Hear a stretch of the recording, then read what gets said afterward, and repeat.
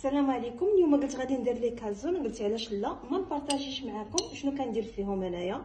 انا هنا العجينه ديال البيتزا، ديروا العجينه ديال البيتزا المهم اللي عندكم اللي كديروا.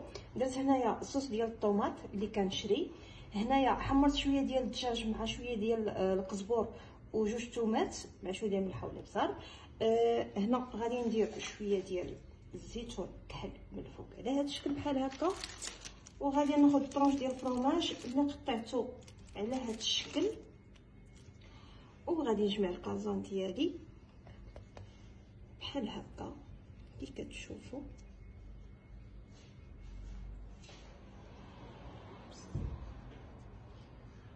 وغادي ندخلها نحطها هنايا بلوطو هنايا في هذه ديال الفران.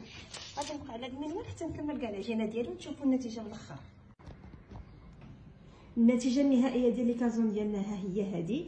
كنضرب لكم موعد ان شاء الله في الفيديو الجاي وصفه جديده. كونوا في الموعد.